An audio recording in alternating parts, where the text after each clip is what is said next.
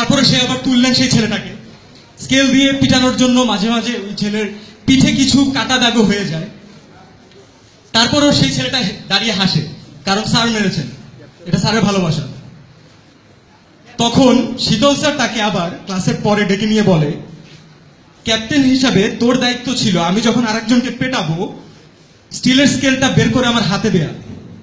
তুই স্টিলের স্কেলটা ভিতরে ঢুকিয়ে রেখেছিস, তুই তোর ডিউটি পালন করিসনি, এর জন্য তোকে মারছি।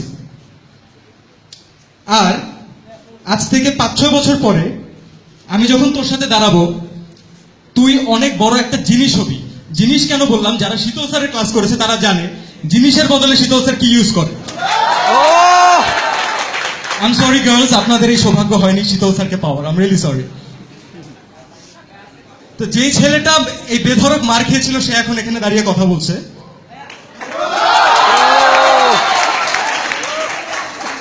Six years or 7 years. Life change হয় 6 মিনিটসে, লাইফ চেঞ্জ হয় 7 মিনিটসে। কিভাবে? Opportunities. Always look for the word opportunity. কখন, কিভাবে, কে আপনাকে সেই অপরচুনিটি দিবে আপনি জানেন না, কখনো জানা সম্ভব না, আমিও জানতাম না। তার জন্য কি করতে হবে? 24/7 রেডি থাকতে হবে। ঘুমের মধ্যে যদি অপরচুনিটি আসে তাও এটা গ্র্যাব করতে হবে। আমরা যে ভুলটা করি, আমরা আমাদের এডুকেশনাল সেক্টরে এতটা বেশি এমফাসাইজ করি, এত জায়গায় কোচিং করি যে আলটিমেটলি আমাদের যে এক্সট্রা কারিকুলার অ্যাক্টিভিটিস অথবা আমাদের কোনো প্যাশন বলতে একটা ওয়ার্ড থাকতে পারে, সেই ওয়ার্ডটা আমরা ধীরে ধীরে ভুলে যাই। এটার জন্য রেসপন্সিবল আমরা সবাই, পার্সোনালি, আমাদের ফ্যামিলিগতভাবে, আমাদের প্যারেন্টস, ইন সাম সেন্স আমাদের ফ্যাকাল্টিস। কিন্তু যখন আপনি আপনার আইডেন্টিটি বানাতে যাবেন, কোন ব্যাংকে 9টা থেকে 5টা পর্যন্ত চাকরি করতে যাবেন না। আইডেন্টিটি বলতে আমি বুঝাচ্ছি you will make your own brand. তখন আপনার skills up to the mark থাকতে হবে। আপনাকে যখন কেউ ব্র্যান্ড হিসাবে দেখবে, আজকে যেমন বাইরে আমি প্রাণের ব্র্যান্ড দেখলাম, প্রাণ বলতে বাংলাদেশের মানুষ যেভাবে চিনে, আপনার নাম বললে মানুষ ওইভাবেই চিনতে হবে।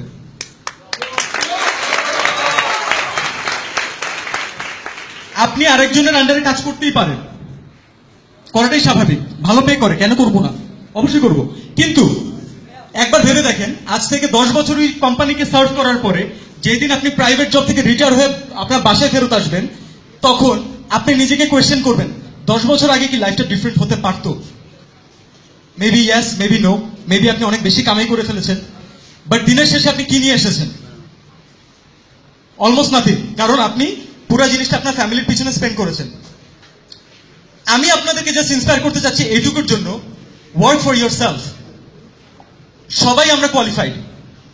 আমার এখানে আপনি করে, আপনারা সবাই খেয়াল করছেন, আমার জুনিয়ররা এখানে আছে যারা আমার প্রাণপ্রিয় ছোট ভাই, আমি বিলিভ করি এই ভাইগুলোকে আমার আসলে তুই করে বলা উচিত, মানে বড় ভাইয়ের অধিকার থেকে, ইজন্ট ইট?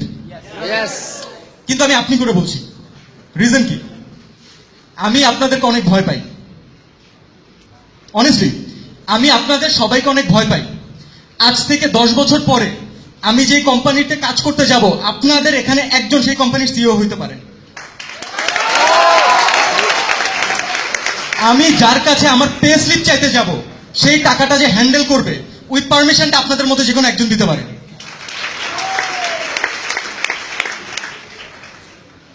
বিজনেস টাইকুন হওয়া, সিআইপি হওয়া যারাই হয়েছেন, তারা কিন্তু একটু স্টাডি করলে দেখবেন বাবার অঢেল সম্পত্তি ছিল, ঠিক আছে, পার্সোনাল কষ্টের জায়গা থেকে কেউ কিন্তু কখনো স্যাক্রিফাইস করেননি, করা সম্ভব না। যদি সম্ভব হতো বাংলাদেশে আজকে 1 লাখ 2 লাখ সিআইপি থাকতো, নাই। আপনাদেরকে এত কথা বলে যাচ্ছি আমি, এখন আসি আমার কথা বলার গ্রাউন্ডসটা কি, আমি কেন দাঁড়িয়ে কথা বলছি আর আপনারা কেন দাঁড়িয়ে এখানে বসে শুনছেন। কারণ 5-6 বছর পরে এখান থেকে একজন এখানে থাকবে আর আমি হয়তো ওখানে বসে শুনবো, হয়তো এখানে কোনো একটা সোফায় বসবো, তখন আমি শুনবো আপনারা কি বলেন। এখন আপনাদেরকে জানাচ্ছি আমি কেন কথা বলতেছি, এখানে দাঁড়ানোর যোগ্যতা আমার কি।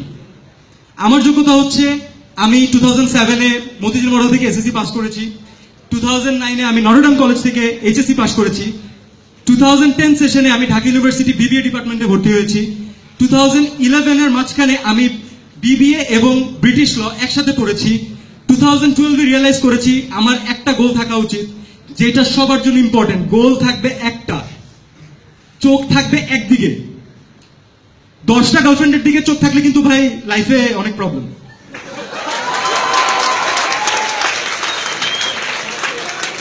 গার্লফ্রেন্ড যতই হোক না কেন, বউ একটাই হইতে হবে।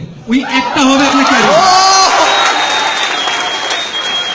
একটা হচ্ছে ক্যারিয়ার, একটা হচ্ছে এইম।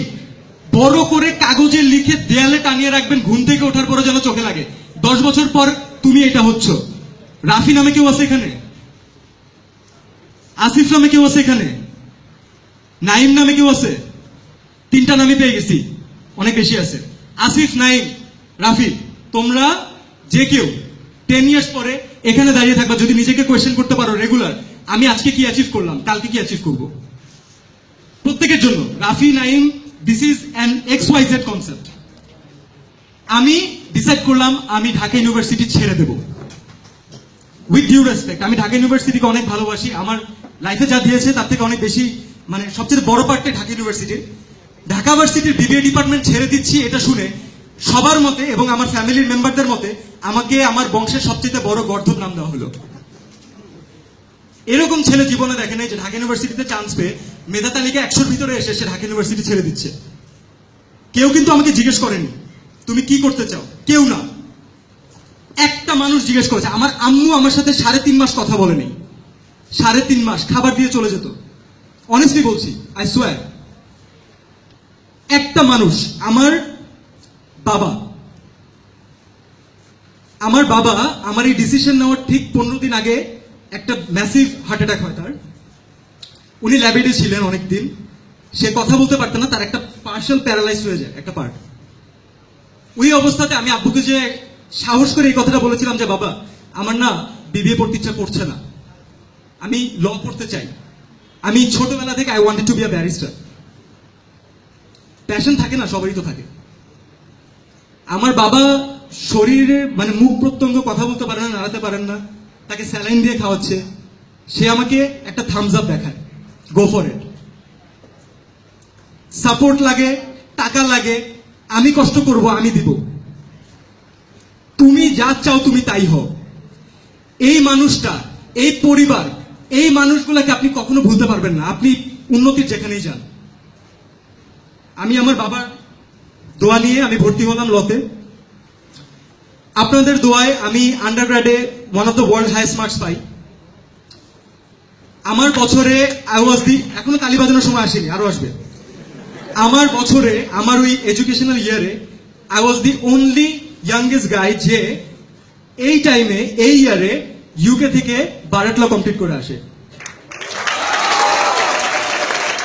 এবং তাই না, এখন একটু ব্র্যাগিং করব, আপনারা যদি অনুমতি দেন করব, করলাম। নটরডেমের স্টুডেন্ট তো একটু ব্র্যাগিং করা ফরজ আমাদের জন্য। আমাদের ব্যাচে British, Spanish, Irish, Chinese, Malaysian এবং বাংলাদেশি প্লাস পাকিস্তানিজ, এই হচ্ছে আমাদের কনসেপ্ট, এই হচ্ছে সব জায়গার স্টুডেন্ট। আপনাদের বড় ভাই অর্থাৎ আমি, I got the top 3 marks in the whole UK to complete my bar.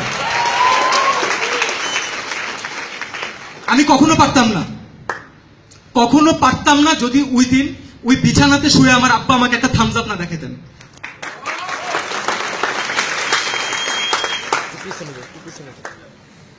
Life is beautiful, life is amazing.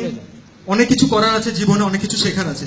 পড়াশোনাই জীবনে সবকিছু না, পড়াশোনা করেই আপনাকে সবচেয়ে বড় হতে হবে। It's nothing like this. কেন এই কথাটা বলছি, আমি একটা কলেজে এসে এই প্রোগ্রামে কেন বলছি, বিকজ দিস ইজ রিয়েলিটি। আমি বুকিশ কথা বলতে আসি নাই, আপনার বাসায় বই আছে, আপনি পড়তে পারবেন।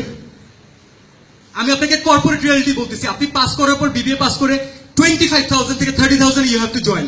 যদি না হয় আপনি আমাকে কল করে বলবেন ভাইয়া আমি আরো বেশি স্যালারি পাইছি, I will pay you. This is the reality. Work for your passion, that's it. কারণ আপনি জানেন 10 বছর চাকরি করলে আপনার স্যালারি কত হবে। এখানে কেউ জানে না সে যদি তার প্যাশন পার্সু করে 10 বছর পরে তার ইনকাম কত হবে, তার নেটওয়ার্থ কত হবে, কেউ জানেন না। Confidence, over confidence, under confidence, 3টা স্তর খুব কাছাকাছি। ট্রাস্ট মি, খুব কাছাকাছি। যে সাকসেসফুল হয় অথবা যে হতে চায় তাকে এই বেঞ্চমার্কে দাঁড়াইতে হবে, মাঝখানে দাঁড়াইতে হবে। Go for option B. আপনার যে কেপাবিলিটি আছে, আপনার আব্বু আম্মু বলুক, আপনার বয়ফ্রেন্ড বলুক, আপনার গার্লফ্রেন্ড বলুক, আপনার শাশুড়ি বলুক, যে বলুক না কেন, আপনার টিচারও যদি বলে, কখনো এটা মনে করবেন না যে আপনি এটা পারবেন না। যেদিন আপনি মনে করবেন যে আপনি এটা পারবেন না, ওই দিন আপনার আর বেঁচে থাকার দরকার কি ভাই? লাইফ তো ওখানেই শেষ। থেমে থাকার নাম জীবন না বস, এগিয়ে যাওয়ার নাম জীবন।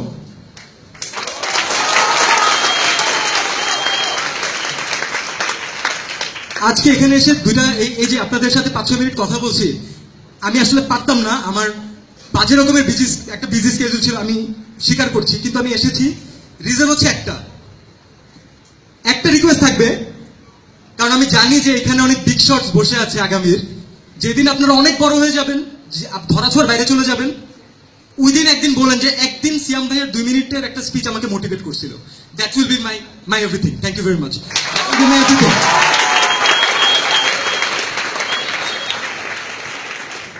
কনফিডেন্ট থাকুন, নিজের উপর বিশ্বাস রাখুন।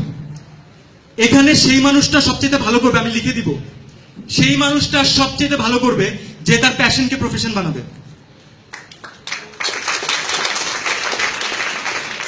Acting is not my profession. I repeat, acting is not my profession. Acting is my passion. Somehow I felt in love with this. I don't know why, I don't know when, but I felt in love with this wonderful thing.